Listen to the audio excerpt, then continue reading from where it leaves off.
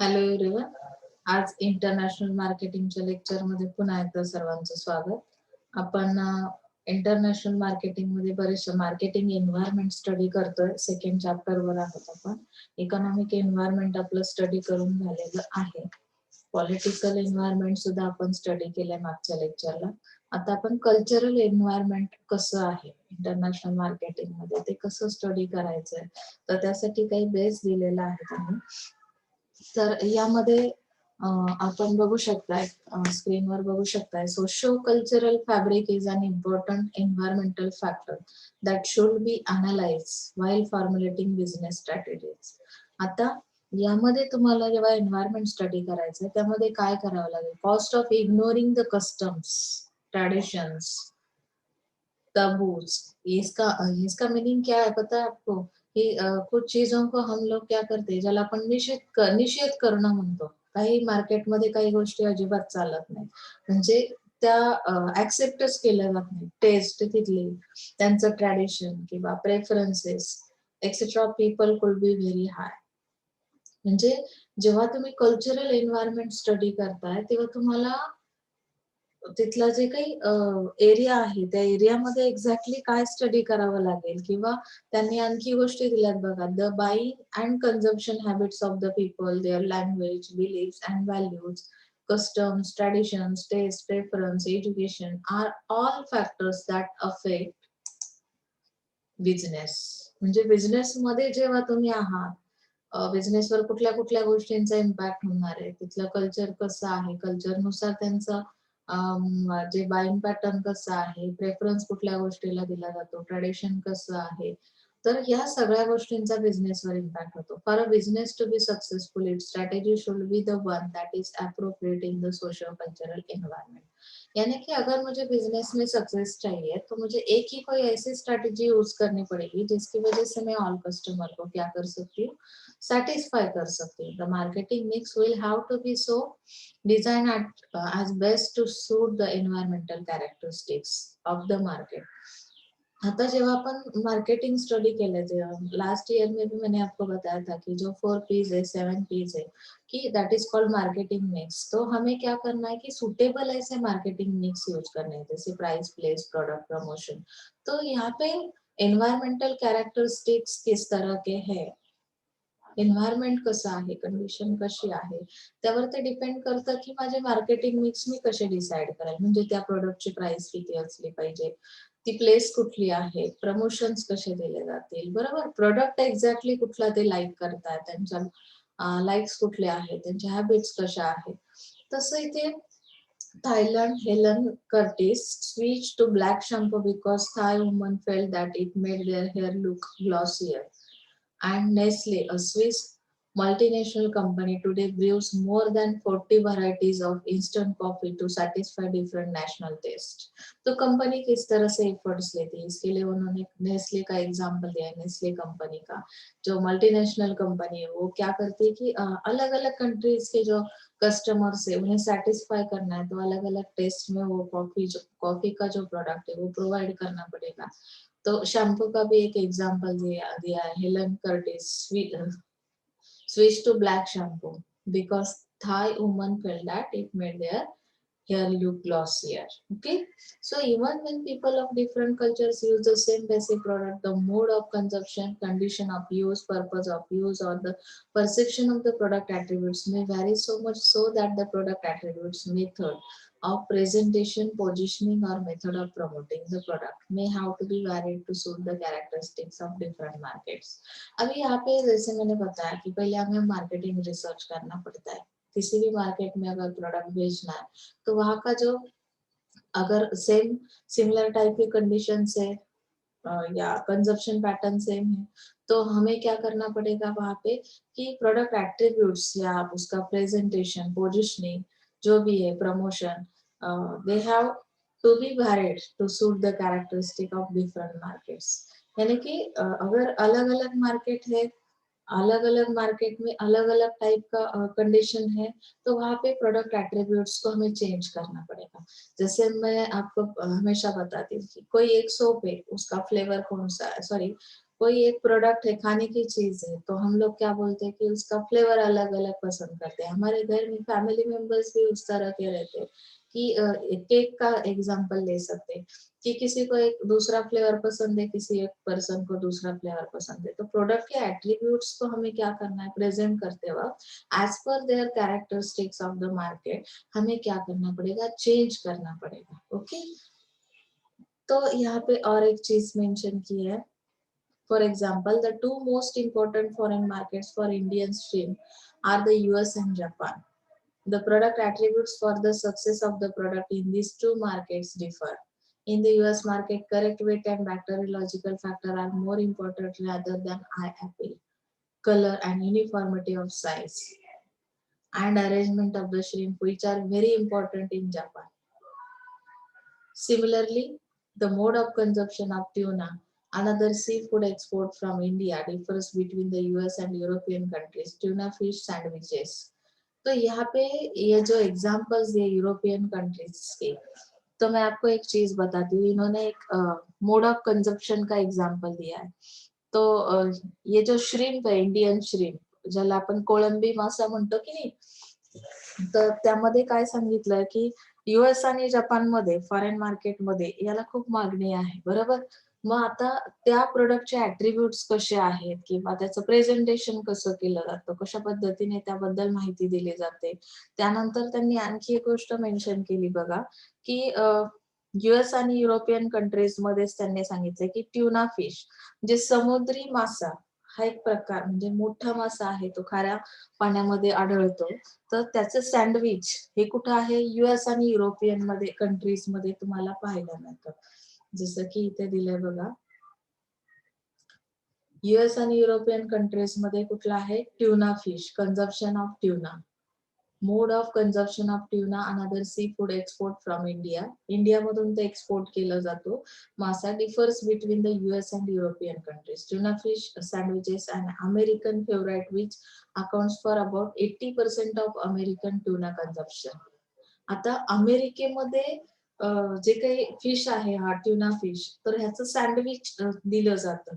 तुम्ही म्हणाल मॅडम काही सँडविचचे प्रकार आपल्याकडे खूप वेगळे आहेत, हे कसलं सँडविच हे लोक खातायत. पण कंझम्पशन पॅटर्न जसा बदलतो तसं तुम्हाला त्या पॅटर्न मध्ये तो प्रोडक्ट अवेलेबल करावा लागतो. आपल्याकडे मासा तळून भाजून किंवा भाजी बनवून खातात, पण तिकडे सँडविच हा प्रकार फेमस आहे. मग त्या पद्धतीने तो प्रोव्हाइड केला जातो. म्हणजे कल्चर कसं आहे, आपल्याला जनरली कल्चरल एन्व्हायरमेंट बघायचंय. So here have little appeal in high tuna consumption European countries where people eat it right from the can. European countries काहीतरी वेगळ्याच पद्धतीने ते काय करतात, ईट करतात. A very interesting example is that of the Vicks vapour of popular pain balm which is used as mosquito repellent in some of the tropical areas. तुम्ही म्हणाल madam तो आपण पेनिंग आपल्याला होत असेल, आपल्याला कुठे काही लागलं असेल, शीर भरली असेल, आपण पेन बाम किंवा डोकं दुखत असेल विक्स वापरतो.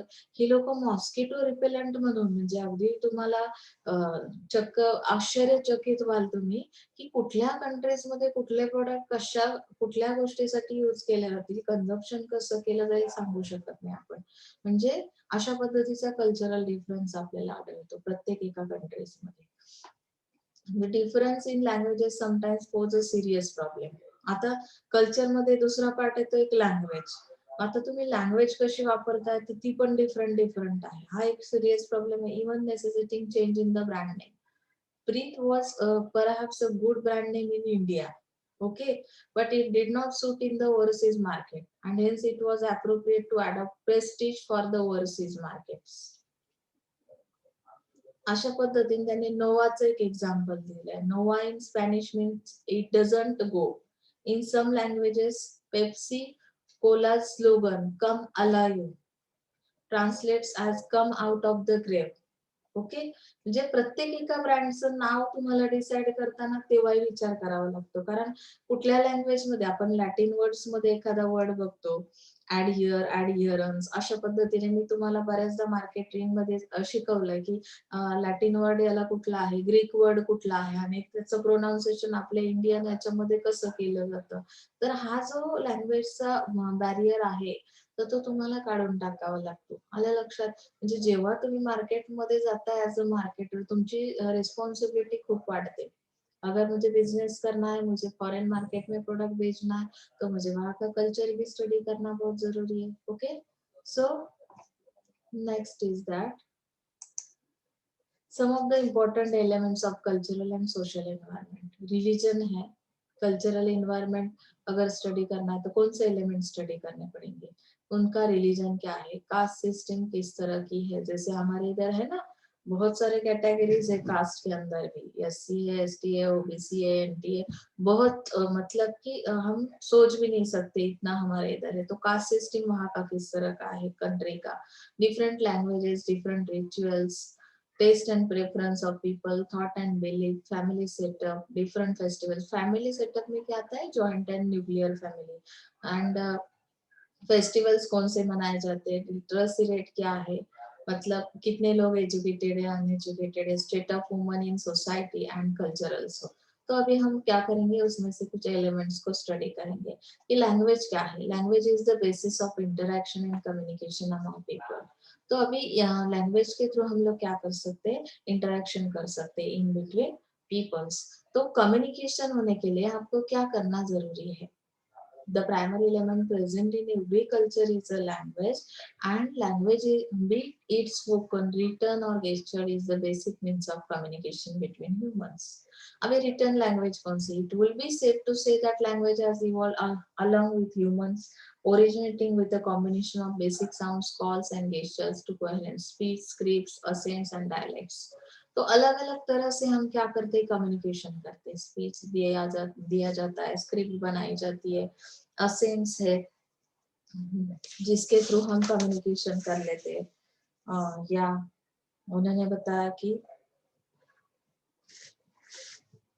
डायलेक्ट्स है, बोली भाषा है. Rough estimate tell us that between 5000 to 700 languages exist in our world today. म्हणजे एवढ्या लँग्वेज आहेत, 5,000 ते 7,000. त्यातल्या आपल्याला मोस्टली मराठी, इंग्लिश, हिंदी आपण तर 3 वरच अडकलोय. काही लोकांना संस्कृत येत असेल. पण इथे तुम्हाला एवढ्या लँग्वेज जर आहेत, तर मग तुम्ही कुठल्या कंट्रीमध्ये बिझनेस करताय, म्हणजे ती लँग्वेज तुम्हाला कितपत अवगत आहे. जेव्हा मार्केटिंग करायचंय, तर ह्या गोष्टी तुम्हाला लक्षात घ्याव्या लागतील. Language is a system of words and symbols used to communicate with other people. Symbols use करतात की नाही, काही वर्ड्स यूज केले जातात लँग्वेज मध्ये. तसं आता इथे त्यांनी सांगितलंय की this includes full languages as we usually think of them as English, Spanish, French, but it also includes body language, slang, common phrases are unique a certain groups of people.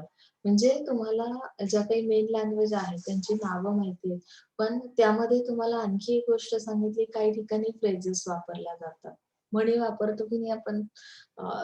काही ठिकाणी slang, मग ती language कशी, म्हणजे आता slang म्हणजे काय, की घसरलेली म्हणजे काय, त्यामध्ये आपल्याकडे त्याला मराठी शुद्ध म्हणतात शिवीगाळ करणे, अर्वाच्य भाषा वापरणे. लक्षात आलंय.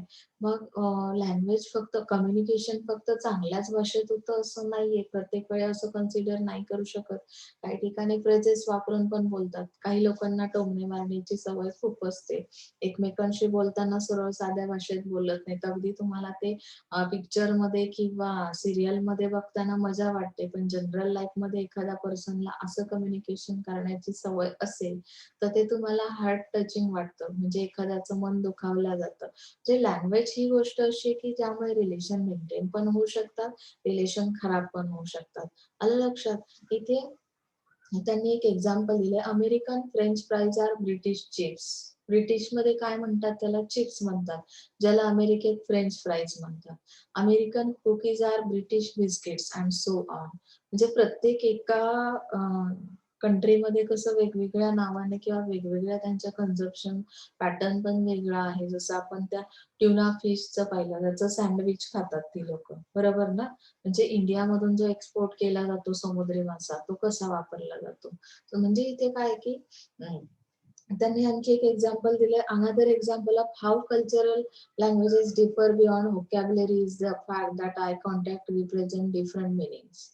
आता जेव्हा तुमचं फेस टू फेस कम्युनिकेशन होतं, तेव्हा तुम्ही आय कॉन्टॅक्ट होतो तुमचा, तेव्हा त्याचे मीनिंग्स वेगवेगळे निघतात बघा, वेगवेगळ्या कल्चरमध्ये. जसं की आता त्यांनी इथे मेन्शन केलं, की in America I contact suggest that you are paying attention and are interested in what a person has to say.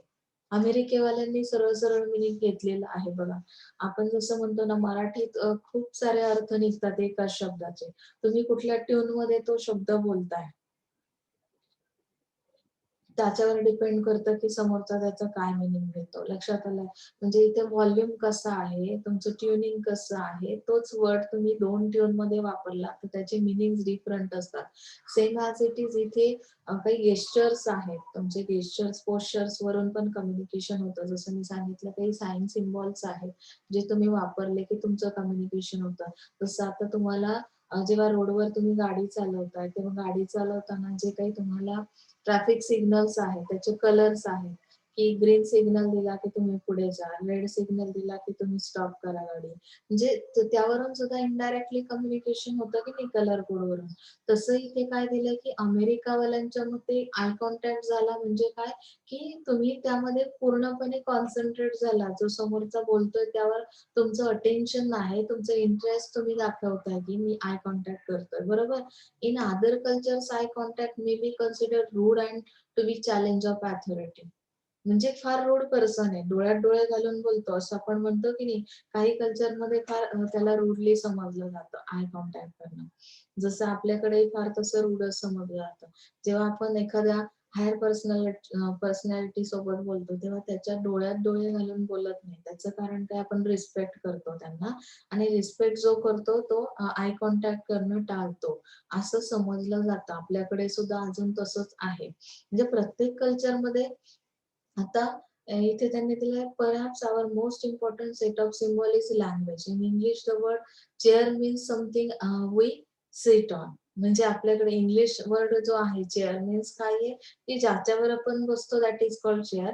And in French the word chaise means the same thing. म्हणजे कसं एकदम different language आहेत, कसं communication होतं. Cultural study करताना असे sign symbol सुद्धा लक्षात घ्यायचे.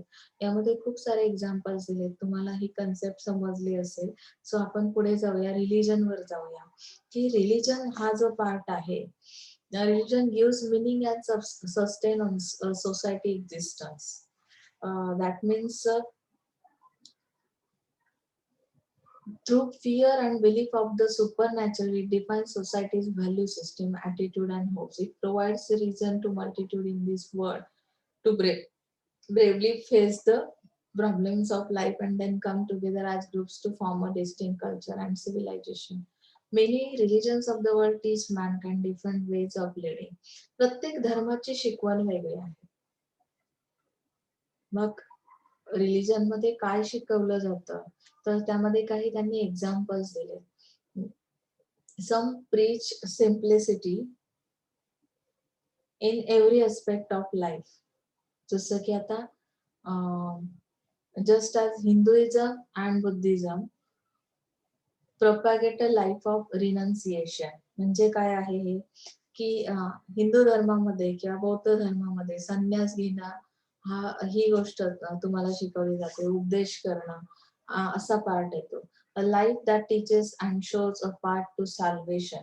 सॅल्वेशन हा जो पार्ट आहे त्यामध्ये त्यामुळे तुम्हाला काय मिळतं, की मुक्ती मिळते, तारण मिळतं असं त्याचा अर्थ आहे. तुम्ही संन्याशी झालात किंवा तुम्ही जप-तप करता की नाही, हिंदू धर्मामध्ये खूप लोकं जातात. म्हणजे आपण म्हणतो अगदी कंटाळलो, की जाऊन कुठेतरी संन्यास घ्यावा आणि कुठेतरी लांब निघून जावं, असं तुम्ही बऱ्याचदा कंटाळल्यावर बोलता. तर हिंदू धर्मामध्ये आणि बौद्ध धर्मामध्ये अशा पद्धतीने काय केलं जातं, रिनन्सिएशन केलं जातं. Life that teaches and shows a path to salvation. There are other religion that teach the practical ways to wisdom. काही रिलिजन प्रॅक्टिकल लाईफ तुम्हाला शिकवतात. त्यांमध्ये Protestants are taught to work hard and life frugally so that economic emancipation of mankind can be mention. म्हणजे आता इथे तुम्हाला मुक्ती मिळवायची असेल तर काय करायचं, तुम्हाला जे हे दिलंय बघा इथे, इमान्सिपेशन म्हणजे मुक्ती मिळवायची आहे. तर ती कशी मिळवायची, हार्डवर्क कसं केलं जातं, प्रोटेस्टंट काय सांगतात, बरोबर. यानंतर this in way also leads to beginning of capitalism in the world. Similarly, Islam is a religion that teaches the ways of everyday living. म्हणजे इस्लाम धर्मामध्ये काय शिकवण दिली आहे, तुम्हाला रोजच्या रोजचं जे तुम्ही लाईफ सर्व्हाइव्ह करता ते कसं असलं पाहिजे, रोजच्या तुम्हाला काही गोष्टी शिकवल्या जातात, actually specifying the day to day living and social etiquettes. तुम्हाला सोशल एटिकेट मॅनर्स पण दिले जातात, कसं असलं पाहिजे आपण, म्हणजेच कसं नसलं पाहिजे, आपल्या वागण्यामध्ये काय बदल असला पाहिजे. म्हणजे प्रत्येक धर्म तुम्हाला चांगली शिकवणूक देतो, तुमच्या काही चांगल्या गोष्टी, किंवा Islam talks about relationship between men and women. म्हणजे स्त्री पुरुषांमध्ये काय रिलेशन आहे, किंवा डायव्होर्स सिस्टीम कशी आहे, मॅरेज कोड काय आहे, ह्या सगळ्या गोष्टींचं नॉलेज तुम्हाला प्रत्येक एका धर्मामध्ये, मुस्लिम धर्मामध्ये तर दिलेलंच आहे, हिंदू धर्मामध्ये आहे, कोड्स दिलेले आहेत, काही मॅरेज कोड्स. तर डायव्होर्स कुठल्या केसमध्ये घेतला जातो, आता तुम्ही जनरली बघताय की हिंदू धर्मामध्ये तसंच आहे, लगेच डायव्होर्स होत नाही, त्यांना काही टाइम पिरियड दिला जातो, तेवढ्या काळामध्ये बघतात, समेट घडून आली तर ठीक, नाही तर मग फायनली डायव्हर्स दिला जातो. तसं इथे प्रत्येक धर्माची शिकवण दिलेली आहे आणि ती आपण शिकणं खूप गरजेचं आहे. अदरवाईज आपल्याला तिथलं कल्चर कळणार नाहीये, रिलिजन कळणार नाही, रिलिजन काय आहे, लँग्वेज काय आहे, व्हॅल्यूज आणि ॲटिट्यूड्स काय आहेत, कुठल्या गोष्टीची व्हॅल्यू काय आहे आपल्या नजरेमध्ये. तुम्ही लेक्चरला आता बसलेला आहात. बऱ्याचदा काय होतं की माइंड सेट नसेल ना, तर आपल्याला समोरचा जे काही बोलतो ते अजिबात कळत नाही. तुमच्या माइंडमध्ये त्या गोष्टीची व्हॅल्यू किती आहे त्यावर डिपेंड तुमचं कॉन्सन्ट्रेशन है। अगर मेरा एटीट्यूड भी सही नहीं है, मेरा एटीट्यूड क्या है कि मुझे बहुत ज्यादा आता है या मैं सब कुछ खुद से कर सकता हूँ, तो लेक्चर में बैठते वक्त हम लोग उस चीज को वैल्यू नहीं देते। वैल्यू जब तक हम प्रोवाइड नहीं करेंगे तब तक हमें कुछ मिलेगा नहीं, उससे आउटपुट मिलता नहीं है। सो अभी यहाँ पे कल्चर, अगर हम कल्चरल इन्वायरमेंट स्टडी कर रहे हैं तो कल्चर के हिसाब से किन चीजों की वैल्यूज हमारे माइंड के अंदर है, which are culturally defined standards for what is good और डिजायरेबल। हमारा एटीट्यूड क्या कहता है, कौन सी चीज स्टैंडर्ड है, कौन सी गुड है, ये हम डिसाइड कर सकते हैं अगर वैल्यूज को पहले डिसाइड करते हैं तो। मेरे हिसाब से अगर एजुकेशन की वैल्यू सबसे ज्यादा है मेरे माइंड में, फर्स्ट प्रायोरिटी देती हूँ मैं, तो शायद मैं क्या करूंगी कि उसका स्टैंडर्ड मेंटेन करने की कोशिश करूंगी। उसमें से जितना जितना ज्यादा नॉलेज मुझे मिल सके उतनी कोशिश मैं ज्यादा करूंगी। तो पहले हमें क्या करना है कि हमारा एटीट्यूड चेंज करना है, उसके बाद हम पॉजिटिव एटीट्यूड अगर है तो फिर पॉजिटिव ही थिंक हम करेंगे या पॉजिटिव वैल्यू रहेगी। Values are the things that people consider important, such as love, loyalty, hard work, compassion, knowledge and humanitarianism. तो यहाँ पे ह्युमॅनिटी कहाँ से आते? आपण मानवता धर्म आहे किंवा हार्डवर्क केलं पाहिजे, बरेचसे लोक बघा कामासाठी कामावर जरी गेले ना तर त्या कामाची व्हॅल्यू काय आहे तुमच्या नजरेत.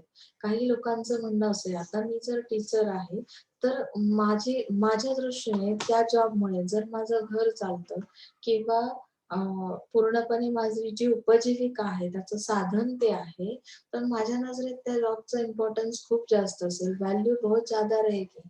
तो यहाँ पे मैं जितना हो सके होनेस्टी दिखाने की कोशिश करूंगी, प्रामाणिकपणा त्यामध्ये येतो, तिथे कंपॅशन, हार्ड वर्क केलं जातं। तसं प्रत्येक एका वर्कचं आहे, डॉक्टर्स आहेत, टीचर्स आहेत, डॉक्टर्स सुद्धा त्यांच्या माइंडमध्ये त्या कामाची व्हॅल्यू काय आहे, फक्त पैसे कमवणं हे जर व्हॅल्यू असेल तर तुम्ही तिथे आउटपुट देऊ शकणार नाही।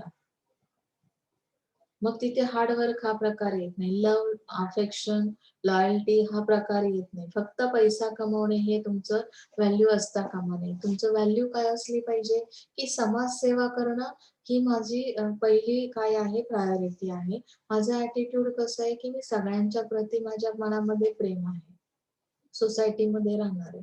तसं इथे व्हॅल्यूज आणि ॲटिट्यूड नुसार आपण काय करतो, ते कल्चरच आहे। म्हणजे सोसायटीमध्ये जे आयडियल कल्चर तुम्हाला बघायला मिळतं ऍक्च्युली, की भरपूर प्रकारचे टाईपचे लोक बघायला मिळतात, फक्त कामा इतकंच सॉरी, तुमच्या पगारा इतकाच मोबदला तुम्ही देणार किंवा पूर्ण तुम्ही तुमचं डिव्होशनल वर्क करणार, म्हणजे ज्याला आपण म्हणतो ना, की माझ्याकडून जेवढा जास्त बेस्ट देता येईल, तेवढा बेस्ट देण्याचा प्रयत्न करणार. म्हणजे अशा डिफरंट डिफरंट टाइपचं बिहेवियर असणारे पर्सन्स इथे आपल्याला बघायला मिळतात. Beliefs are the thing that most people in a society considered to be true. Belief create a bond among people from the same culture. यानी कि बिलीफ क्या करता है, create a bond among people from the same culture. हमें कहीं तो belief यानी trust करना सीखना चाहिए, विश्वास करना सीखना चाहिए. Roles are the things which define a person, associates, responsibilities, power and wealth.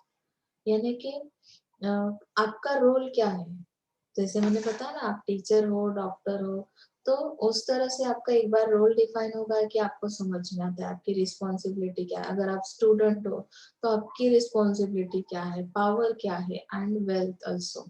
Social collectives refer to the togetherness among people from the same culture. म्हणजे सामाजिकता तुमच्यामध्ये असेल, तुम्ही समाजप्रिय प्राणी आहात. सोसाइटी में अगर हम रहने वाले हैं, तो एक साथ रहना पड़ता है, यूनिटी वर्क करना पड़ता है. तो इस टाइप का कल्चर भी हमें दिखाई देता है. वैल्यूज एंड एटीट्यूड्स वैरी बिटवीन नेशंस. अभी हर एक नेशन की वैल्यूज और एटीट्यूड्स डिफरेंट कैसे है देख सकते हैं आप यहाँ पे. So if you are planning to take a product और service overseas, make sure that you have a good grasp the locality before you enter the market. हमें क्या जानना है, हमें अंडरस्टैंड क्या करना है. जब भी हम फॉरेन मार्केट में प्रोडक्ट को भेज देंगे या सर्विस को भेजेंगे, तो वहाँ के लोगों की वैल्यूज और एटीट्यूड्स किस तरह के हैं, उसको हमें अंडरस्टँड करना आहे. मूळ ग्रास्प यानी की आकलन करणे ज्याला म्हणतो, तिथल्या लोकल लोकल पीपल्स ज्या आहेत त्यांचं अंडरस्टँड करणं त्यांना. दिस कुड मीन अल्टरिंग प्रमोशनल मटेरियल और subtle branding messages. So there may also be an issue when managing local employees. For example, in France, workers tend to take vacations for the whole of August, while in the United States, employees may only take a couple of weeks. अभी vacation किस तरह से लिए जाते हैं, जैसे मैंने बताया ना, आप हर एक पर्सन हो, आप किस तरह की वैल्यू रखते हो हर एक काम के लिए. तो यहाँ पे बताया, France workers tends to take vacation for the whole of August, while its United States employees may only take a couple of weeks vacation in an entire year. आपल्याला पूर्ण वर्षात जर एक आठवडाच फक्त मिळाला, तर मला सांगा काय होईल. तुम्ही म्हणाल, छे आपल्याला सुट्टीच नसेल तर कसं काम करायला जमेल. आपल्याला वीकली 1-2 दिवस सुट्ट्या पडतात कॉलेजला सुद्धा. पण तुम्ही व्हॅल्यू कशी देता त्या गोष्टीला. आता फ्रान्समध्ये काय आहे की ऑगस्ट महिन्यामध्ये व्हॅकेशन्स घेतल्या जातात. त्यामागे तिथलं एन्व्हायरमेंट, वेदर, कदाचित त्याचं रिझन ते असू शकतं. आपल्याकडे उन्हाळ्यात सुट्ट्या का मिळतात, समर व्हॅकेशन्स का दिल्या जातात, कारण उन्हाचं प्रमाण खूप जास्त असतं, टेम्परेचर हाय असतं. अशा केसमध्ये मुलं शाळेत, कॉलेजमध्ये बसू शकत नाहीत. त्यांना प्रॉब्लेम्स फेस करावे लागतात हेल्थ रिलेटेड, म्हणून आपण त्या काळात सुट्टी देतो, बरोबर ना. म्हणजे तुम्हाला फेवरेबल एन्व्हायरमेंट असेल तर सुट्ट्या किती घ्यायच्या हे तुमच्या व्हॅल्यूज आणि ऍटिट्यूड्स वर डिपेंड करतं. तुमचं कल्चर त्यावर डिपेंड आहे. ओके. एज्युकेशन मध्ये काय सांगितलंय बघा.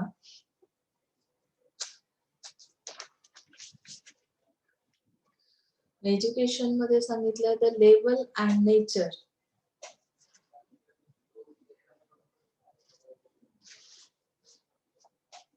of education in each international market will vary. This may impact the type of message or even the medium that you employ.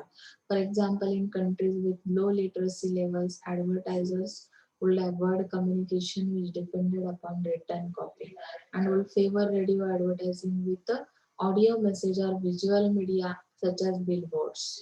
यानी कि यहाँ पे इंटरनेशनल मार्केट में मैसेज भेजना है, तो कंट्रीज की लिटरेसी लेवल क्या है उसके ऊपर डिपेंड करता है, वो कितने एजुकेटेड है, उस तरीके से हमें क्या करना है, उस पब्लिक के साथ, उस कस्टमर्स के साथ कम्युनिकेट करना है, उस तरह के एडवर्टाइज बनाने हैं. रिटर्न कॉपी देनी है तो किस तरह से देनी है, अगर हमें ऑडियो मैसेज देना है तो कौन से मीडिया के थ्रू देना है, वीडियो में मीडिया अगर यूज करना है तो उसमें कौन से बिलबोर्ड जैसे मीडिया होंगे, तो लेबलिंग किस तरह का होगा. तो ये सब हमें एजुकेशन के थ्रू पता चलता है. जो भी डेटा हम कलेक्ट करते हैं ना मार्केटिंग रिसर्च के दौरान, तो हमें लिटरेसी लेवल को जानना है, एजुकेशन कितना है वो. In the People's Republic of China, a nationwide system of public education is in place, which includes primary schools, middle schools, and universities. 9 years of education is compulsory for all Chinese students. हमारी भी education system अभी change हो रही है. तुम्हाला माहिती की नाही, आपल्याकडे पहिला बेस जो आहे, पहिले 4 वर्ष म्हणजे तुमचं प्रायमरी एज्युकेशन, 5वी ते 10वी तुम्ही पुन्हा हायस्कूल लेवल, तो एक तुमचा ग्रुप तयार होतो. नंतर 12वी पर्यंतचा पुन्हा एक ग्रुप, 11वी-12वी ज्युनियर कॉलेज, आणि नंतर 3 वर्ष ग्रॅज्युएशन, पुढे 2 वर्ष पोस्ट ग्रॅज्युएशन. म्हणजे असं आपण काय केलेलं आहे की ग्रुप्स तयार केलेले आहेत. आपल्या एज्युकेशन सिस्टीम मध्ये तसं आहे. आता नवीन जे एज्युकेशन पॉलिसी येते ते त्यामध्ये आणखी बदल होणार आहे की कंटिन्युअस तुम्ही 12th स्टँडर्ड पर्यंत येणार, त्यामध्ये डायरेक्टली तुम्हाला बोर्डाचे पेपर 12वीत द्यायचे, मग मधल्या काळामध्ये तुम्हाला स्किल डेव्हलपमेंट कडे वळवण्याचा प्लॅन आहे त्यांचा. तसं इथे आपल्याला चायनाची सिस्टीम त्यांनी एक्सप्लेन केली की कमीत कमी 9 years एज्युकेशन हे कंपल्सरी दिलेलं आहे चायनीज जे स्टुडंट्स आहेत. मग त्यांनी याच्यामध्ये काय दिलंय की which includes primary schools, middle schools, upper आणि लोअर लेवलचं, म्हणजे आणि युनिव्हर्सिटी, असं सगळं मिळून नवीन 9 yearsचं तुम्हाला एज्युकेशन दिलंय कंपल्सरी. म्हणजे ते तुम्हाला करणं नेसेसरी असेल. In Finland school attendance is compulsory between the age of 7 and 16. मतलब अभी ये फिनलैंड का जो स्कूल अटेंडेंस है किसके लिए कंपलसरी है, एज का उन्होंने लिमिट दिया है कि 7 up to 16 एज के जो लोग हैं, पर्सन सॉरी चिल्ड्रंस या स्टूडेंट्स है, उनके लिए कंपलसरी अटेंड करना है क्लास को. The first 9 years of education are compulsory. यहाँ पे फिनलैंड के अंदर भी उस तरह की एजुकेशन सिस्टम है. Okay. Education after primary school is divided to vocational and academic systems according to the old German model. which German में किस तरह का मॉडल बनाया उन्होंने, vocational end academic system. Primary education होने के बाद आप लोग ज्याला आपण व्यावसायिक शिक्षण म्हणतो, बरोबर ना, ज्यातून तुम्ही काहीतरी बिझनेस करू शकता. आणि अकॅडमिक सिस्टीम म्हणजे शैक्षणिक दृष्ट्या तुम्हाला पुढे जर काही कोर्स करायचे असतील तर तेही तुम्ही करू शकता. म्हणजे अशा पद्धतीने 2 विभागामध्ये 2 टाइप्स मध्ये त्याचं डिव्हायडेशन केलेलं आहे. प्रायमरी एज्युकेशन म्हणतात जर्मन मॉडेलमध्ये. Uganda schooling includes 7 years of primary education. Primary एज्युकेशनच 7 yearsचं या कंट्रीमध्ये. 6 years of secondary education and 3 to 5 years of post secondary education. तुम्ही म्हणाल मॅडम शिकूनच माणूस इथे म्हातारा होणार की प्रायमरी एज्युकेशनचा कालावधी 7 yearsचा दिलेला आहे, बरोबर ना. म्हणजे खूप जास्त काळ तो माणूस एज्युकेशन मध्ये असणार आहे, म्हणजे तो वेल एज्युकेटेड असणार आहे. आपल्याकडे तसंही होतात लोक एज्युकेटेड. शिक्षित आणि सुशिक्षित यामध्ये खूप फरक आहे बघा. तुम्ही फक्त पुस्तकी नॉलेज घेतली, डिग्री घेतली म्हणजे तुम्ही शिक्षित झालात, पण सुशिक्षित म्हणजे काय, त्या सुशिक्षितचा अर्थ जरा एकदा बघा आणि मला सांगा तुम्ही, म्हणजे कळेल तुम्ही कुठल्या गटामध्ये येताय. एज्युकेशन आपण स्टडी करतोय म्हणून मुद्दाम हा क्वेश्चन तुम्हाला मी विचारलाय की ज्याला कोणाला त्या दोघांमधला डिफरन्स कळला तेव्हा तुम्हाला कळेल की तुम्ही शिक्षित आहात की सुशिक्षित आहात. आलं लक्षात. So aesthetics. आता सौंदर्यशास्त्र, तुम्ही म्हणाल हा अचानक मध्ये आलेला पॉइंट कसा आहे. Aesthetics relate to your census. तुमचे सेन्स कसे आहेत. आपण म्हणतो ना की सौंदर्य पाहण्याची दृष्टी हवी माणसाला. आपल्याला कधी कधी दगडामध्येही सौंदर्य दिसतं. त्याचं कारण काय, आपले सेन्स कसे आहेत त्यावर ते डिपेंड आहे. आपले सेन्स हल्ली आता सध्या जागृत राहिलेले नाहीये. त्याचं कारण आपण लॉकडाऊनमुळे फार घरात राहिलेलो आहोत, बरोबर ना. सगळ्या निगेटिव्हिटी आपल्या याच्यामध्ये भरलेली की काही अर्थ नाही, काही उपयोग नाही, शिक्षणाचा काही उपयोग नाही, सगळ्या गोष्टी अशा आहेत. पण अस्थेटिक्स मध्ये काय आहे की सेन्स तुमचे जागे ठेवले जातात. Appreciation of the artistic nature of the something includes its smell, taste और अँबियन्स. सेन्स मध्ये आपण जसं टेस्ट, टच ह्या गोष्टी शिकतो तसंच आहे इथे सुद्धा, की वास कसा आहे, अँबियन्स कसा आहे, यानुसार ते सेन्स ठरवले जातात. For example is something beautiful, does it have a fashionable design. Questioning कसं असतं बघा, की ज्या कस्टमरचे सेन्स जागे आहे त्यांना काही क्वेश्चनरी आपण देतो आणि त्याच्या आन्सर्स घेतल्यानंतर फीडबॅक मिळतो की इथल्या मार्केट मधला कस्टमर तुम्हाला कसा रिस्पॉन्स देऊ शकतो. त्यासाठी आपल्याला हे सौंदर्य शास्त्र शिकायचं, अस्थेटिक्स पण माहिती असले पाहिजे. कल्चरमध्ये आपण आता कुठल्या कल्चरचे लोक कुठल्या टेस्टला प्रेफरन्स देतात किंवा कुठला अँबियन्स त्यांना आवडतो. आता तुम्ही परफ्यूम मार्केटमध्ये घेऊन जाताय सेल करायला, जेव्हा तुम्ही त्यांच्या सेन्सचा अभ्यास कराल तेव्हा तुम्ही क्वेश्चन विचारले की तुम्हाला फीडबॅक मिळतो ना त्या कस्टमरचा. म्हणजे सॅम्पलवर तुम्ही काहीतरी प्रॅक्टिकल्स इंटरव्ह्यू घेतले, सॅम्पल सर्वे केला की मग तुम्हाला आयडिया येते की हा कस्टमर कुठली टेस्ट. जसं आता क्वेश्चन आहे, was an advert delivered in a food test, do you find the colour music और architecture relating to an experience pleasing, is everything relating to branding aesthetically pleasing. कुठल्या ब्रँडला जास्त ते प्रेफर करतात हे सुद्धा तुमच्या लक्षात येतं. ओके, आता कल्चरल व्हॅल्यूज आहेत, इंडिव्हिज्युअलिझम वर्सेस कलेक्टिव्हिझम. आता यामध्ये ही जी कन्सेप्ट आपण शिकणार आहोत, कलेक्टिव्हिझम म्हणजे एक ग्रुप आहे, समूह आहे याच्यामध्ये. इंडिव्हिज्युअलिझम म्हणजे व्यक्तिगत, स्वतः इंडिव्हिज्युअल असा एक पर्सन. तर इथे आपल्याला हॉफस्टेडने काही डायमेन्शन्स दिलेले आहेत, कल्चरल डायमेन्शन्स, ज्याच्यानुसार आपण त्या कल्चरचा त्या ग्रुपचा स्टडी करणार आहोत. आता individualism refer to the human preference to fulfil their own interest. काही जे काही इंडिव्हिज्युअलिझम ह्या पर्सनचे जे ह्या टाइपचे जे पर्सन्स आहेत ते फक्त काय करतात, स्वतःच्या इंटरेस्टवर फोकस करतात, ते फुलफिल करतात स्वतःच्या requirements. Okay, and desire before they think of larger social group.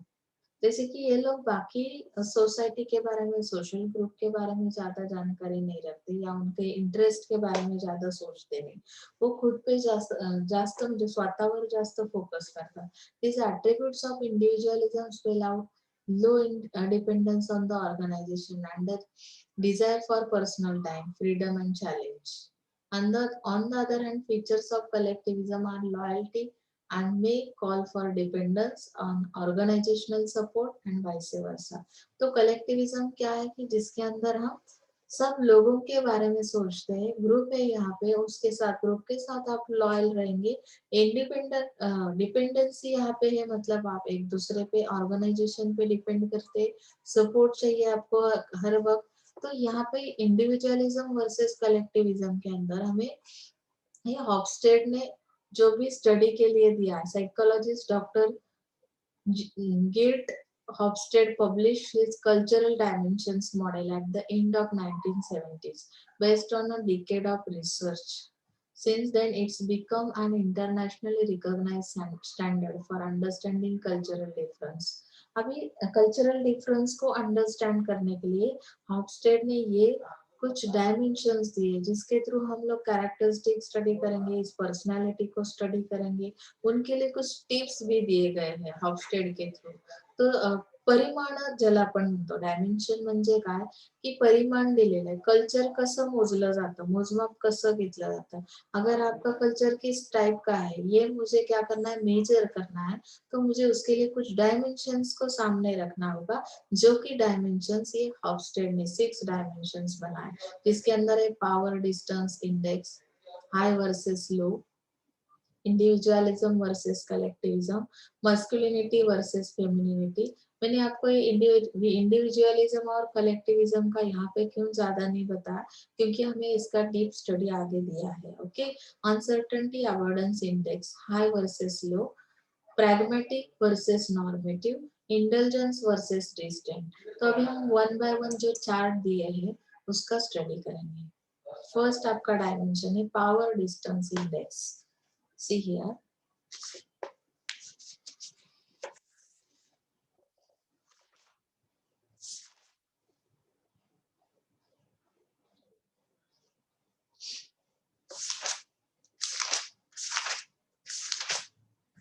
Power distance index में क्या दिया है, पीडीआई. पीडीआई में हम क्या देखेंगे, दिस refers to the degree of inequality that exists and is accepted between people with and without power. जब है PDI score indicates that society accepts an unequal hierarchical distribution of power. जसं आपल्याकडे ते आढळतं बघा. अनइक्वल म्हणजे काय की जे काही पॉवर जे काही राईट्स आहेत ते अनइक्वल आहेत या हिरार्चिकल डिस्ट्रीब्युशन. हिरार्चिकल थिअरी शिकलात की नाही फर्स्ट इयरला मास्लोची, की एकावर एक नीड. सपोज तुमच्या बेसिक नीड कंप्लीट झाल्या की पुढची स्टेप येते, त्याच्या पुढे लव्ह अँड बिलॉंगिंगनेस, त्याच्या पुढे पुन्हा तुमच्या बाकीच्या नीड्स, अशी एक काय असतात स्टेप्स असतात. पण ते सगळं अनइक्वल आहे डिस्ट्रीब्युशन. पॉवरचं डिस्ट्रीब्युशन अनइक्वल आहे. ते या पीडीआय मध्ये मेन्शन केलंय. That people understand their place in the system. And a low PDI score means that power is shared and is widely dispersed. म्हणजे पॉवर शेअर केला जातो किंवा डिस्पोज केला जातो. And that society members do not accept situations where power is distributed unequally. म्हणजे कुठल्या situation accept करायच्या, जसं की आपण आता ही सिच्युएशन ऍक्सेप्ट केलेली, त्याचं कारण काय आहे की इथे जे पॉवर्स आहेत ते कसे आहेत इक्वली डिस्ट्रीब्यूट केलेले आहेत. सगळ्यांसाठी लॉकडाऊन करून टाकलं बरोबर. पण इथे जे सोसायटी मेंबर्स आहेत की जर तुमचं पॉवरचं डिस्ट्रीब्युशन अनइक्वल होत असेल, काही लोकांना वेगळे राईट्स काही लोकांसाठी वेगळे, तर मग सिच्युएशनला ती लोक ऍक्सेप्ट करणार नाहीये बरोबर. जे आपल्याला काय करायचंय की पीपल्स जे आहेत, टीम मेंबर्स जे आहेत, तर आपल्याला त्या टीम मेंबर्सचा काय करायचंय, त्यांच्या ऍक्शनचा विचार करायचा की ते कशा टाईपची ऍक्शन घेतात, त्यांचे कॅरेक्टरिस्टिक काय आहे. बघा आता पीडीआय मध्ये त्यांनी हाय पीडीआयचा जे कॅरेक्टरिस्टिक दिलाय की यामध्ये सांगितलंय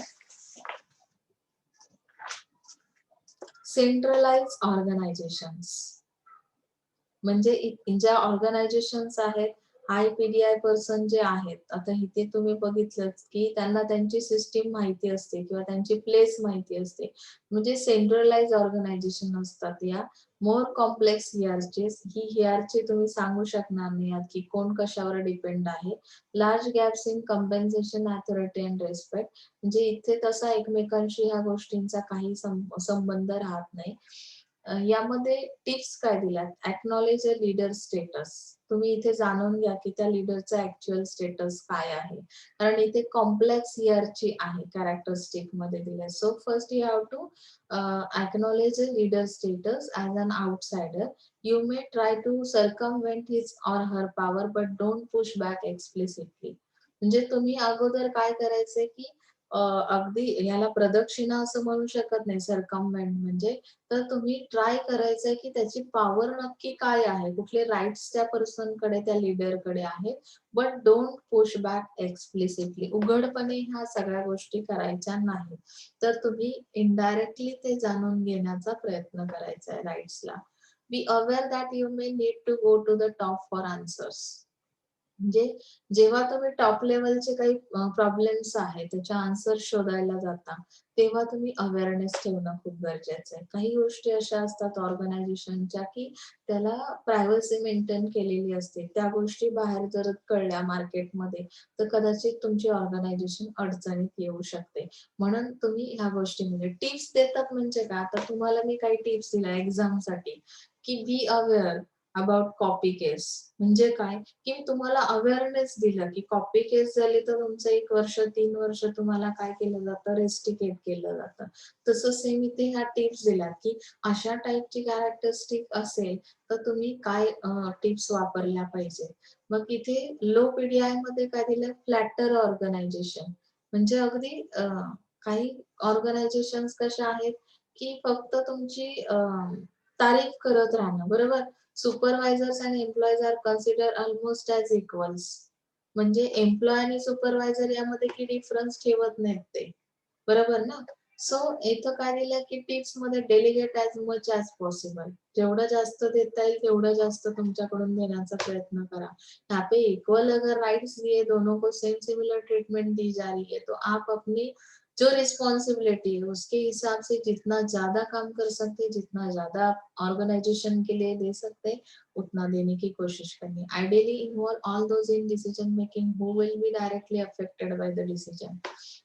कोई भी डिसीजन लेते वक्त अगर अगर ये कैरेक्टरिस्टिक कहता है कि सुपरवाइजर्स आर और एम्प्लॉयज आर कंसिडर्ड सेम और इक्वल, तो यहाँ पे हर चीज का डिसीजन लेते वक्त हमें क्या करना है कि इन्वॉल्वमेंट दिखानी है, या जिनकी वजह से इम्पैक्ट होने वाला है, अफेक्ट होने वाला है, उनको इस डिसीजन मेकिंग के अंदर आपको इन्वॉल्व करना है. समजलं?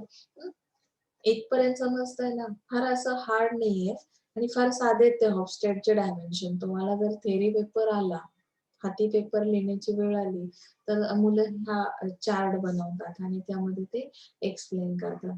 आता इंडिव्हिज्युअलिझम वर्सेस कलेक्टिव्हिझम मध्ये काय दिलंय बघा. This refers to the strength of the ties that people have to others within their community. High IDV score indicates weak interpersonal connection. जब हम खुद पे ज्यादा फोकस करते हैं तो इंटरपर्सनल कनेक्शन तो ऑटोमेटिकली पुअर हो जाएगा.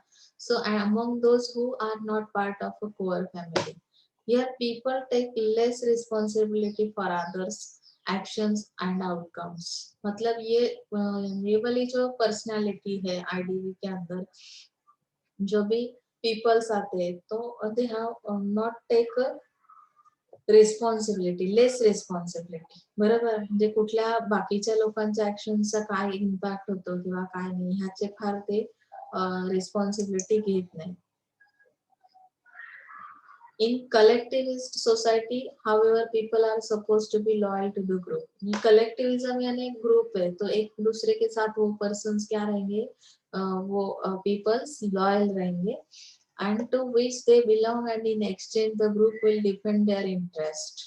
ऑल ग्रुप का इंटरेस्ट यहाँ पे कंसिडर किया जाता है. नाउ इंडिविजुअलिज्म के अंदर only one person one people का इंटरेस्ट दिखाई देता है. The group itself is normally larger and people take responsibility for one another's well-being. यानी कि यहाँ पे एक दूसरे की रिस्पॉन्सिबिलिटी भी ली जाती है, अदर एक्शंस के बारे में हम सोचते हैं.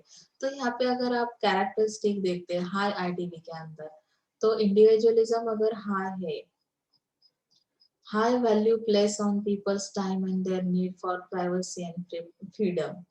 अभी यहाँ पे आपको फ्रीडम की जरूरत है, फ्रीडम चाहिए, आप अपने टाइम को इम्पोर्टेंस देते, अपनी प्राइवेसी मेंटेन करने की कोशिश करते, ये कैरेक्टरिस्टिक है. End enjoyment of challenges end an expectation of individual rewards for hard work. अगर आप कुछ अच्छा काम कर रहे हैं, हार्ड वर्क कर रहे हैं, तो आपको रिवॉर्डिंग की जरूरत है, या आप एक्सपेक्टेशन उस तरह के रखते हैं. रिस्पेक्ट फॉर प्राइवेसी, आप अपनी प्राइवेसी को रिस्पेक्ट देते हैं. ओके. बहुत बार ऐसे लोग रहते हैं कि जो अगर छुट्टी है, उनकी छुट्टी के दिन अगर आप बिना फोन किए उनके घर पे गए, अगर ये पर्सन इस कैटेगरी का है, हाई आईडीवी के अंदर आता है, तो बिल्कुल आपने उनकी प्राइवेसी को डिस्टर्ब किया है, तो उनको बिल्कुल अच्छा नहीं लगेगा कि आपने सरप्राइज विजिट की. इसके अलावा अगर कोई लो आईडीवी या कलेक्टिविज्म टाइप का पर्सन है, तो वो बिल्कुल फ्रेश हो जाएगा कि अच्छा किया आप आ गए, आज तो मेरी छुट्टी थी, उसकी वजह से आज मैं आपसे बात भी कर सकता हूँ, बहुत ज्यादा टाइम दे सकता हूँ. तो अलग अलग टाइप के पर्सनालिटीज थी. वो ऐसा अगर कैरेक्टरिस्टिक है आपका, तो टिप्स क्या रहेंगे? Acknowledge individual accomplishments. आपको उस पर्सन के बारे में जानकारी होना जरूरी है, उसके अकम्प्लिशमेंट के बारे में जानना बहुत जरूरी है. तो उसकी वजह से हमें समझ में आता है कि इनके साथ किस तरह का बिहेव करना है. Don't mix work life with social life too much. अगर आप इस टाइप के हो तो आपको क्या करना चाहिए, वर्क लाइफ और सोशल लाइफ को ये वाले पर्सन क्या करते हैं, अलग रखते हैं. Encourage debate and expression of peoples own ideas. इनको क्या टिप्स दिए कि डिबेट को एनकरेज करो, expression of peoples own ideas, आपके आइडियाज को एक्सप्रेस करो. अभी लो आईडीवी के अंदर क्या आता है, emphasis on building skills and becoming master of something. ये लोग स्किल डेवलपमेंट पे बहुत ज्यादा ध्यान देते. People work for intrinsic reward. अभी ये लोग जो है इंट्रिंसिक रिवॉर्ड मतलब क्या है कि जो अंदर से हमें खुद को लगता है कि हमने ये अच्छा काम किया है, वो खुद का रिवॉर्ड रहता है. बाकी लोग हमें कुछ रिवॉर्ड दे, इससे अच्छा है कि हम खुद से ही अंदर से अगर सेटिस्फाई है कि आज मैंने इतने लेक्चर थे, इतने मैंने कंडक्ट किए, मुझे बहुत अच्छा लग रहा है, ये आतून जे सॅटिस्फॅक्शन तुम्हाला मिळतं त्यावर सॅटिस्फाईड राहतात. Maintaining harmony among group members overrides other moral issues. तो ये लोग क्या करते हैं कि जे काही गोष्टी ज्या आहेत, की त्या मेंटेन केल्या जातात. आपण जसं म्हणतो ना, की अगदी यांनी इथे एक फ्रेज वापरली, "ओव्हरराइड्स अदर मोरल इश्यूज." यानी कि कुछ चीज़ों को हम सर से ऊपर जाने तक रुकते नहीं है. वो मेंटेन कर लेते. कोई भी चीज़ अगर बहुत ज़्यादा ज्याला आपण म्हणतो ना, डोक्यावर बसू नकोस. म्हणजे काय, की डोक्यात जाऊ नकोस. तर इथपर्यंत त्या गोष्टी त्या लेव्हलपर्यंत जाऊ देत नाही. ते काय करतात, मेंटेन करतात बऱ्याचशा गोष्टी. इथे तुम्हाला विस्डम इज इम्पोर्टंट. ही जी टिप दिली. Suppress feelings. सप्रेस म्हणजे काय, की तुम्ही बऱ्याचदा तुमच्या फीलिंग्ज दाखवत नाही. प्रेझेंट करत नाहीत. आपण म्हणतो ना, खूप भावना आवरणे. फीलिंग्जला तुम्ही दाबून टाकता आणि इमोशंस तुमचे एक्सप्रेस करत नाही. मे एंडेंजर हार्मनी. तो यहाँ पे कोई भी चीज़ है तो आप जिसकी वजह से क्या करते हैं कि फीलिंग्स को एक्सप्रेस नहीं करना है। ये जो पर्सन्स है इंट्रिंसिक रिवॉर्ड वाले, तो ये इस तरह की टिप उनके लिए दी। Avoid giving negative feedback in public. आपको एक चीज ध्यान में रखनी है कि आप कभी भी नेगेटिव फीडबैक नहीं देंगे पब्लिक के सामने। Saying no can cause loss of face unless it's intended to be polite. For example, declining an invitation several times is expected. मतलब यहाँ पे जब हम ना बोलते हैं ना, किसी ने आपको शादी का कार्ड, इनविटेशन कार्ड दिया, कुछ लोगों की आदत रहती डायरेक्टली मुंह पे बोलते हैं, डेट देखते बोलते कि पॉसिबल ही नहीं, इस डेट को तो मेरा बहुत इंपॉर्टेंट मीटिंग है, कुछ काम है, फैमिली फंक्शन भी है, हमारे यहाँ पे भी है, तो डायरेक्टली मुंह पे ना बोल देते। तो उसकी वजह से शायद क्या होता है कि हमें आगे जाके फ्यूचर में प्रॉब्लम फेस करनी पड़ती है। तो हमें पोलाइटली क्या करना है, जो इनविटेशन है अगर पॉसिबल भी नहीं है, तो बहुत से लोग ऐसे भी है इस कैटेगरी की कि देखते अगर पॉसिबल है तो हम जरूर आएंगे। इस सिचुएशन पे डिपेंडेंसी दिखाते हैं कि उस दिन का प्रोग्राम किस तरह का बनता है। अगर कुछ प्रोग्राम नहीं तो पॉसिबल है तो हम जरूर ये अटेंड करेंगे। तो यहाँ पे saying no can cause loss of face, तो इस तरह की टिप आपको दी है। ओके, अभी एमएस को हमें स्टडी करना है। Masculinity versus femininity, MAS। Masculinity का मीनिंग है कि यहाँ पे मेल को कंसिडर किया जाता है, फेमिनिनिटी के अंदर फीमेल्स को। This refers to the distribution of roles between men and women. अभी मेन एंड वुमेन का डिस्ट्रीब्यूशन, रोल किस तरह से डिस्ट्रीब्यूट किया है वो स्टडी करना है। In masculine societies roles of men and women overlap less. अभी मेल ज्याला आपण म्हणतो ना, आपली संस्कृती कशी आहे, पुरुष प्रधान संस्कृती आहे असं मराठीत तुम्हाला माहिती आहे। म्हणजे आपल्याकडे जे काही मेन डिसिजन आहेत फॅमिलीमध्ये, तर ते जनरली पुरुषांकडे असतात, मेल्स लेते। तो यहाँ पे ओवरलैपिंग का कोई चांस नहीं कि वुमेन्स और मेंस का जो भी रिस्पॉन्सिबिलिटीज है तो वो ओवरलैप हो सके, ये ऐसी पॉसिबिलिटी यहाँ पे नहीं है। क्यों? क्योंकि ये मस्कुलिन सोसाइटी है। अभी भी अगर जनरली हम लोग स्टडी करते हैं तो हमारे एरिया में भी, मतलब हम रूरल एरिया से बिलोंग करते हैं या यहाँ पे रहते हैं, तो हम लोग क्या है कि हमारे जो भी फैमिलीज है, अ, अगर जॉइंट फैमिली भी है, सिंगल फैमिली भी है, तो मोस्ट ऑफ द टाइम जो भी बिग डिसीजंस रहते हैं उसके अंदर कौन डिसीजन लेता है, कोई भी बड़ा प्रॉब्लम रहता है तो उसके ऊपर डिसीजन कौन लेता है, हमारे फादर या ग्रँडफादर, मतलब कोई भी घर का पुरुष, म्हणजे ज्याला आपण म्हणतो मेल। तर इथे त्यामुळे ओव्हरलॅपिंग होत आहे। Demonstrating your success and being strong and fast are seen as a positive characteristic. So feminine societies में क्या होता है? However, there is a great deal of overlap between male and female roles. Modesty is perceived as a virtue. Greater importance is placed on good relationship with your direct supervisors or working with people who cooperate well with one another. यहाँ पे overlapping होता है feminine societies के अंदर। तो अभी किस तरह से वो overlapping है, तो हमें यहाँ पे उन्होंने एक्सप्लेन किया, gap between mens and womens values is largest in Japan and Australia. अभी ये ज्यादा गैप मेन एंड वुमेन्स के बीच कब आते हैं, कौन से कंट्रीज के अंदर है, तो जापान और ऑस्ट्रिया ये दो इसके अंदर एमएएस कितना स्कोर कितना दिया, 95 end 79 respectively. In both countries, men score highly for exhibiting tough masculine values and behaviors, but in fact, women also score relatively highly for having masculine values. तो अभी हम यहाँ पे देखते हैं हाई एमएएस के अंदर कैरेक्टरिस्टिक क्या दी है. Strong egos, feelings of pride and importance are attributes attributed to status. यहाँ पे strong ego दिखाता है ये कैरेक्टरिस्टिक. मनी एंड अचीवमेंट आर इम्पोर्टेंट, इनके लिए अचीवमेंट बहुत जरूरी है. हाँ एमएएस के अंदर इस तरह के कैरेक्टरिस्टिक है. इनके लिए टिप्स क्या दिए, be aware of the possibility of differentiated gender roles. Awareness रखना है कि कोई भी चीज जेंडर रोल्स के बीच में पॉसिबिलिटीज, हर एक पॉसिबिलिटी को ध्यान में रखना है काम करते हुए.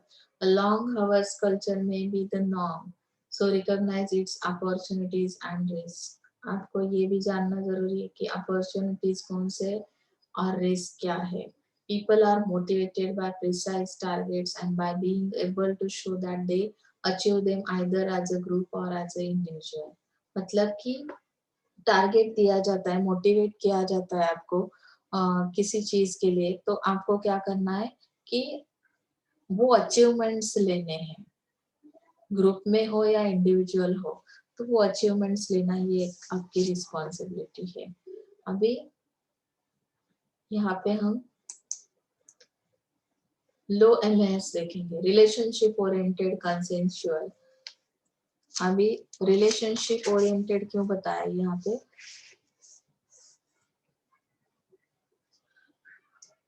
कंसेंसुअल मतलब क्या है कि किसी भी चीज पे आप सब लोगों का ओपिनियन एक ही होता है, मतलब कि रिलेशन को मेंटेन रखते हैं हम लोग, एक मताने कुठली गोष्ट केली जाते, बरोबर.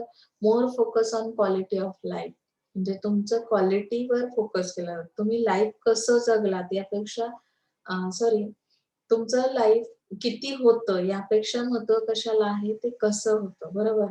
तुम्ही 100 वर्ष जगलात, 100 वर्षात तुम्ही एकदाही कोणाच्या उपयोगात आलेला नाहीये. आजपर्यंत फक्त स्वतःवरच फोकस केलात, मी कसा बेस्ट राहीन, मी माझ्या डिझायर्स कशा कम्प्लीट करेन, तर काही अर्थ नाही. ते क्वालिटी लाईफ जर जगायचं असेल तर तुमचा प्रत्येक 1 मिनिट, प्रत्येक 1 सेकंद इम्पॉर्टंट असेल. सक्सेस, आता टिप्स का दिल्यात, success is more likely to be achieved through negotiation, collaboration and input from all levels. Success कसं मिळवायचं, तर सगळ्यांना बरोबर घेऊन, सगळ्यांची मतं विचारात घेऊन, निगोशिएशन करून आणि सगळ्यांचे इनपुट लक्षात घेऊन, ऑल लेवल्सचं. Avoid an old boys club mentality although this may still exist. And workplace flexibility and work life balance. आता प्रत्येक गोष्टीचा तुम्हाला इथे विचार करायचा आहे की ओल्ड बॉयज क्लब मेंटॅलिटीला अवॉइड करायचंय, म्हणजे जुनाट जे काही विचार आहेत तुमचे, आपण म्हणतो ना की जरा नव्याकडे जा किंवा नवीन काहीतरी शोधा. जे जुनं आहे तेच पकडून ठेवलं तर तुमच्यामध्ये काही ग्रोथ होणार नाहीये किंवा तुम्ही काही पुढे जाऊ शकत नाही. तसं इथे त्यांनी सांगितलंय.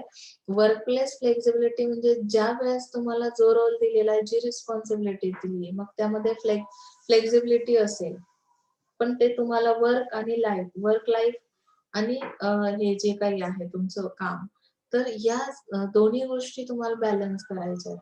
ऑर्गनायझेशनचं एन्व्हायरमेंट कसं आहे, कल्चर कसं आहे, तुमचा परफॉर्मन्स कसा आहे, या सगळ्या गोष्टी बॅलन्स करता यायला हव्यात लो एमएस मध्ये. अनसर्टन्टी अवॉइडन्स इंडेक्स हा एक पार्ट दिलाय तुम्हाला. आता अनसर्टन्टी अवॉइडन्स इंडेक्स हा जो पार्ट आहे त्यामध्ये काय दिलंय बघा. This dimension describes how well people can cope with anxiety. काही गोष्टी अनसर्टन आहेत, म्हणजे फिक्स नहीं है, तो हमें अनसर्टन थिंग्स को क्या करना है, अनसर्टनिटी को अवॉइड करना है.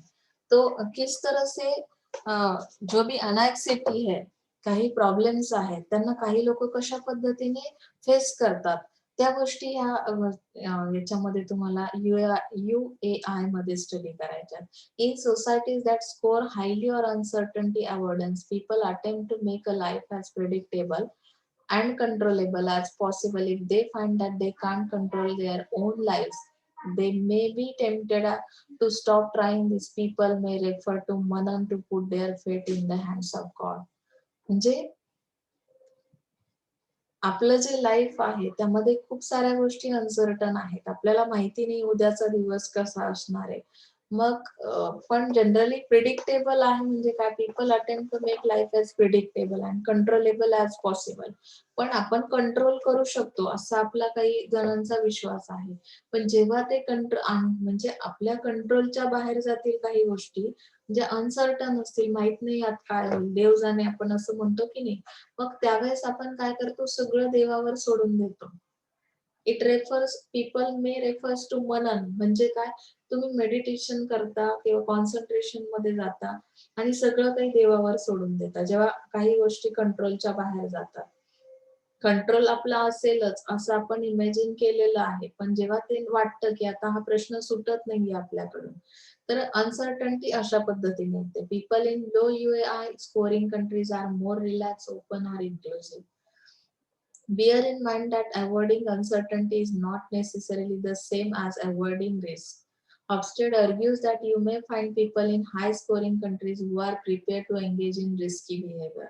आता इथे लो UAI मध्ये काय दिलंय की ते पर्सन्स कसे आहेत, त्यामध्ये ज्या कंट्रीज येतात मोर रिलॅक्स, ओपन और इन्क्लुसिव्ह, म्हणजे कसे आहेत ती लोक, ओपन माइंडेड लोक आहेत. आता ओपन माइंडेड असतील तर मग कसं आहे की त्यांच्यामध्ये रिलॅक्सेशन खूप जास्त येतं. High scoring countries who are prepared to engage in risky behaviour, त्यांचं रिस्की बिहेवियर म्हणजे कुठलंही काम ते घेतील, ते विचार करणार नाहीत ह्यात काही होईल का, किंवा त्यांना माहिती ह्यामध्ये प्रॉब्लेम फेस करावे लागतील, तरी सुद्धा ते काम ते हाताशी घेतात. मग त्यामध्ये त्यांनी काय एक्सप्लेन केलं बघा, it reduces ambiguities or in order to avoid failure, म्हणजे ज्या गोष्टी क्लिअर नाहीयेत, अनक्लिअर आहेत, त्या गोष्टी रेड्यूस करतात ते, आणि फेल्युअरचे जे काही प्रॉब्लेम येण्यासारखे आहेत त्या गोष्टी अवॉइड केल्या जातात. म्हणजे काय की जरी समोर तुम्हाला प्रॉब्लेम असला तर त्याला अवॉइड केलं जातं, समजलं, आणि पुढे जाण्याचा प्रयत्न ते करतात. तर आता इथे तुम्हाला जो चार्ट दिला UAIचा,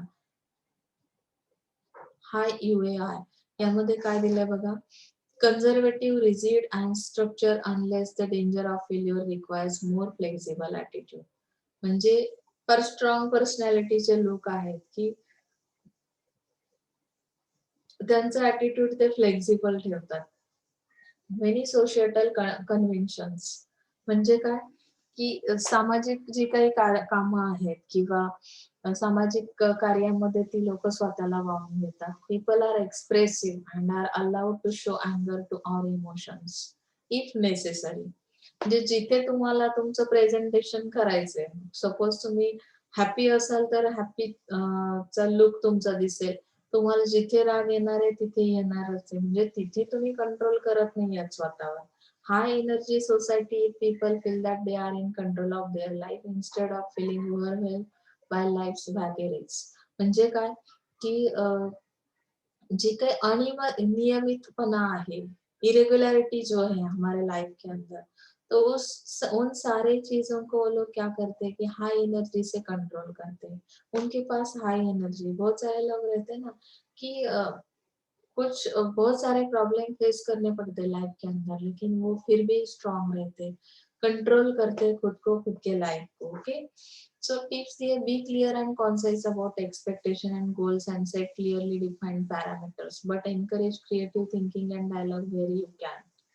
अभी यहाँ पे आपको क्रिएटिव माइंड रखना है कि आपको क्या करना है कि एक्सपेक्टेशंस एंड गोल्स, यानी कि ऑर्गेनाइजेशन के अंदर अगर आप काम कर रहे हो तो ऑर्गेनाइजेशन के एक्सपेक्टेशंस क्या है उसके बारे में हमें जरूर सोचना है, क्लियर रहना है, but encourage creative thinking.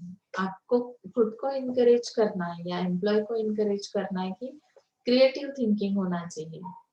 End use dialogues where you can, ते जिथे बोललं पाहिजे. डायलॉग म्हणजे काय की इथे तुम्हाला पिक्चरचे डायलॉग नाही बोलायचे, तर तुम्हाला क्रिएटिव थिंकिंग आहे म्हणजेच काय की तुम्हाला जिथे अपेक्षित आहे एक्सपेक्टेशन के हिसाब से हमें जहाँ पे बोलना जरूरी रहता है वहां पे बोलना ही चाहिए. Recognise that there may be unspoken rules और cultural expectation you need to learn. हमें इसकी भी जानकारी रखनी है कि कुछ रूल्स सोसाइटी बनाती है, उनके कुछ रूल्स है, कल्चरल एक्सपेक्टेशंस है, तो उनको सीखना भी बहुत जरूरी है. अदरवाइज हम क्या नहीं कर सकते, सर्वाइव नहीं कर सकते सोसाइटी के अंदर. Recognize that emotions, angers and vigorous hand gestures may simply be part of the conversation. हमें इसके बारे में भी जानकारी रखनी है कि जो इमोशंस है, एंगर है या गेस्चर्स है, वो कन्वर्सेशन का एक पार्ट है. हम लोग बोलते हैं ना कि मैंने तो कुछ नहीं किया था, मैं तो बिल्कुल चुप था, फिर भी सामने वाले का मिसअंडरस्टैंडिंग होगा क्योंकि हमने ये रियलाइज ही नहीं किया कि हमारे जो इमोशंस है, एंगर से वो क्या हो रहा है कि हमारे गेस्चर्स की वजह से सामने वाले को फॉरवर्ड हो रहे हैं. तो हमने तो कहा कुछ भी कहा नहीं, लेकिन हमारे गेस्चर्स इस तरह के थे कि सामने वाले ने जो समझना था वो समझ लिया. तो इन सारी चीजों को ध्यान में रखना है जब भी आप काम करोगे. अभी यहाँ पे लो यूएआई को बताया कि openness to change or innovation and generally inclusive. यानी कि जो भी चेंजेस आते हैं एनवायरनमेंट में है, ऑर्गेनाइजेशन में है, तो उनको समझना है, ओपननेस होना चाहिए उसके बारे में. More incline to open ended learning और डिसीजन मेकिंग.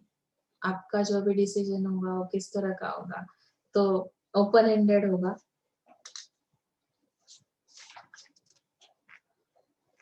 या इसमें इंक्लूसिव दिया है, यानी कि जो भी डिसीजन लिया जाएगा, जो भी इनोवेशन होगा, तो वो किस तरह का इंक्लाइन या इंक्लूसिव. यहाँ पे इंक्लाइन का मतलब क्या है कि सबको सबके बारे में सोचने के बाद हमें क्या करना है, डिसीजन लेना है, ना कि हमें एक इंडिविजुअल पर्सन के बारे में सोचना है, सोसाइटी के बारे में सोचना है, ऑर्गेनाइजेशन के बारे में सोचना है. Less sense of urgency. इनका जो कैरेक्टरिस्टिक है किस तरह का है, less sense of urgency. Ensure that people remain focused but don't create too much structure. यहाँ पे people पे टिप क्या दी है कि ensure that people remain focused but don't create too much structure. अभी हम बोलते हैं ना कि कुछ क्रिएट मत करो यहाँ पे सीन, तो people पे फोकस करना है, लेकिन यहाँ पे सीन क्रिएट नहीं करना, मतलब don't create too much structure. Is that clear?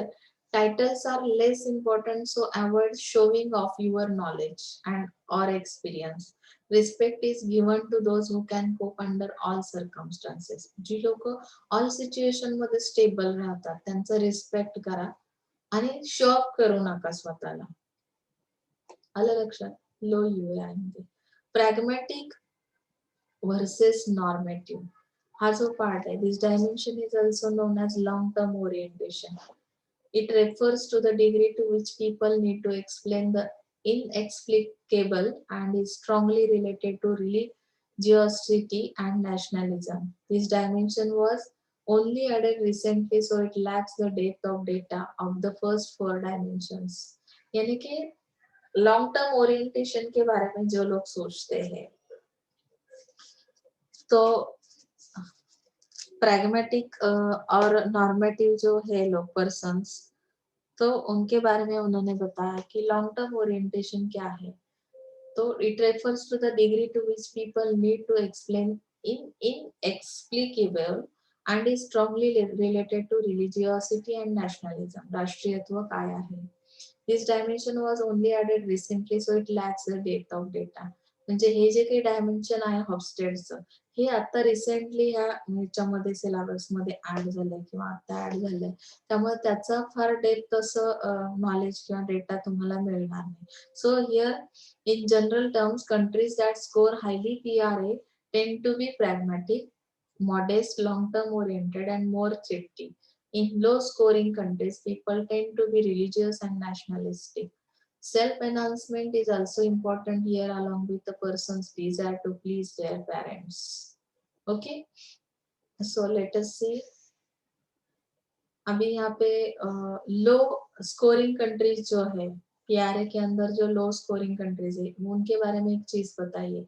People टेंड टू बी रिलीजियस, धार्मिक आहेत ते, बरोबर, नॅशनलिस्टिक आहेत. Self enhancement is also important here. म्हणजे काय की ही लोक स्वतःच्या ग्रोथ कडे जास्त लक्ष देतात आणि पॅरेंट्सला खुश करण्याचा प्रयत्न करतात. पॅरेंट्सचे जे डिझायर्स आहेत ते कम्प्लीट करण्याचा प्रयत्न करतात. आपण चार्ट बघूया. पीआरएचा जो काही कॅरेक्टरिस्टिक्स त्यांनी सांगितल्यात बघा. Pragmatic म्हणजे काय? People often wonder how to know what is true. For example, questions like what and how are asked more than why. ये लोग why टाइप के क्वेश्चंस नहीं पूछते. इनके क्वेश्चंस कौन से है? What और how. म्हणजे काय झालंय आणि कसं झालंय यावर ते जास्त फोकस करतील.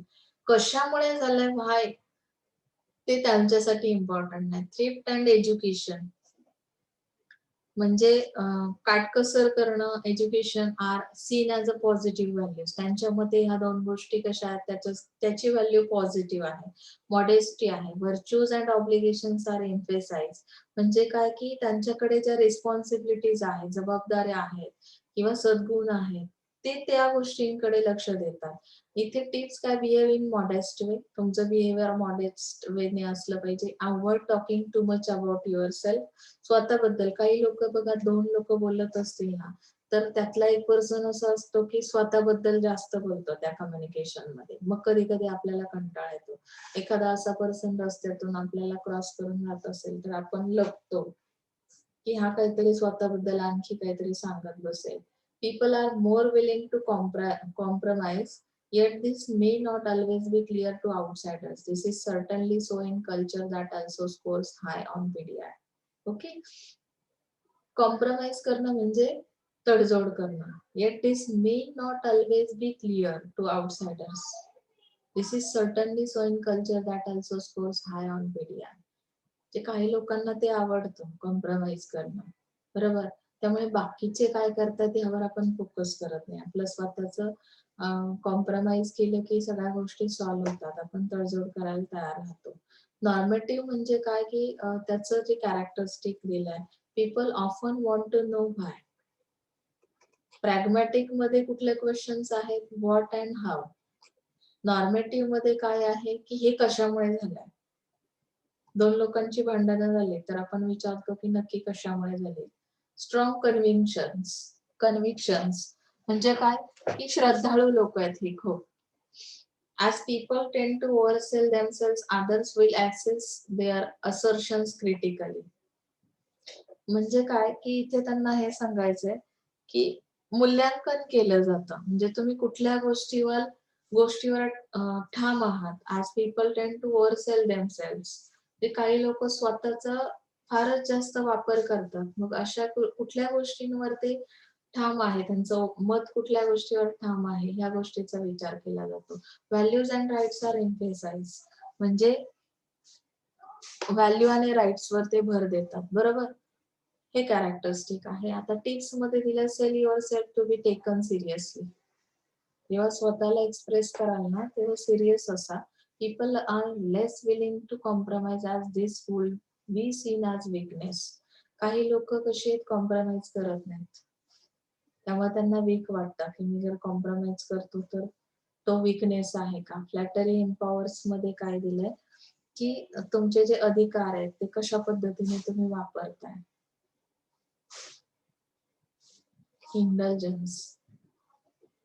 इंडल्जन्स वर्सेस रिस्ट्रेंट, IVR दिला. तर लास्ट तुमचं डायमेन्शन दिलेलं आहे. इथे दिलंय हॉफस्टेड 6 dimension discover and describe together with Michael मिंको is also relatively new end is therefore accompanied by less data. यानी कि इसका भी डेटा बहुत ज्यादा नहीं, ये भी रिसेंटली ऐड हुआ है. Okay. Countries with high IVR score allowed or encourage relatively free gratification of people's own drives and emotions, such as enjoying life and having fun in a society with a low IVR score. There is more emphasis on suppressing gratification and more regulation of people's conduct and behavior, and there are stricter social norms. यानी कि जब हम इसको IVR को study करेंगे तो IVR को study करते वक्त हमें किस चीज में ग्रेटिफिकेशन मिलता है, रेगुलेशन कौन से पीपल्स पे है, उनके बिहेवियर पे है, तो हमें ये देखना है अभी। तो हम चार्ट देखेंगे पहले।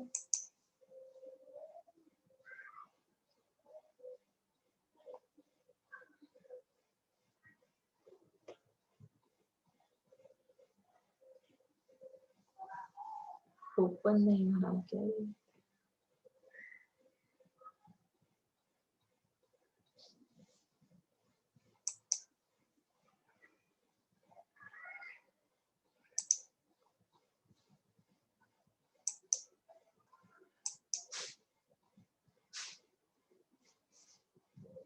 शायद इसका पेज ओपन नहीं हो रहा है आगे का।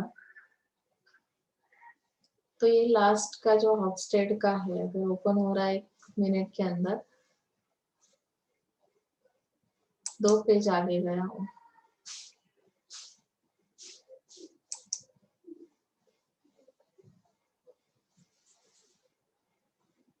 इंटेलिजेंस जिसके कैरेक्टरिस्टिक हमें देखने,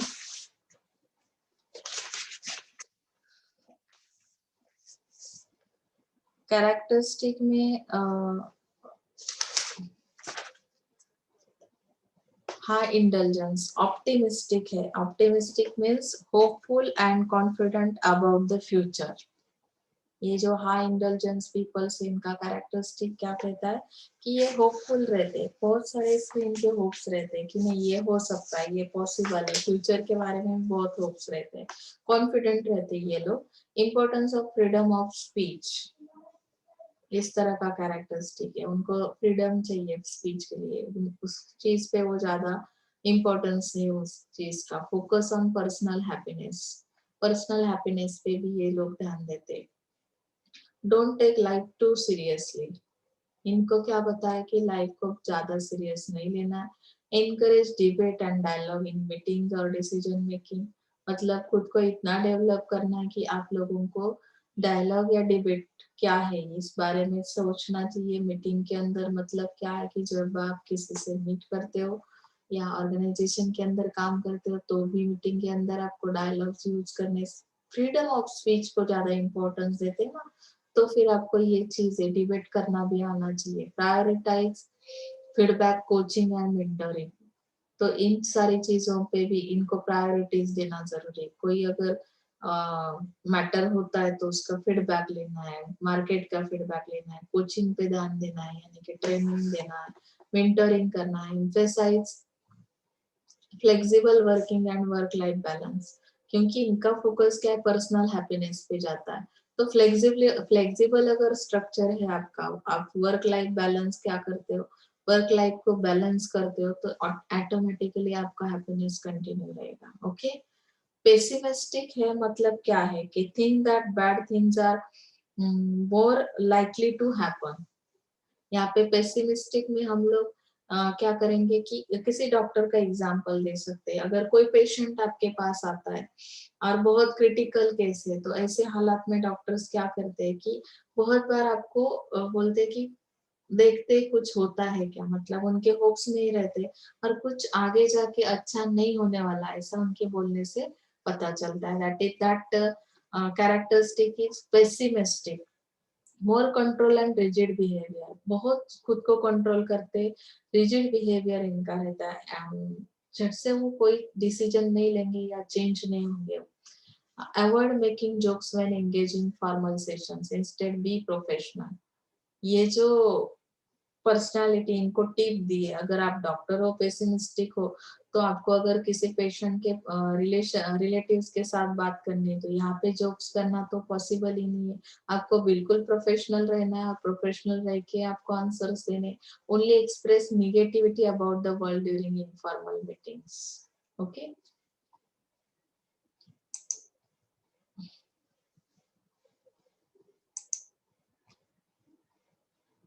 तो इस तरह से हॉफस्टेड के 6 जो डायमेंशंस थे वो यहाँ पे हमने कंप्लीट कर लिए। इसमें एक ही पॉइंट बचा है, need for conducting international research. तो ये पार्ट हम नेक्स्ट लेक्चर में लेंगे। आज बहुत ही ज्यादा टॉपिक हमारा हुआ है क्योंकि इसमें चार्ट दिए थे, हर एक चार्ट के हर एक पॉइंट को हमें एक्सप्लेन करना था। कुछ प्रॉब्लम नहीं है इसमें, अगर आपको लग रहा है प्रॉब्लम है तो आप पूछ सकते हैं। यानी कि एक ही टॉपिक बचा है अभी सेकेंड यूनिट का, जो जिसके लिए और एक लेक्चर लग सकता है। तो यहाँ पे आज के लिए रुकते। So thank you so much.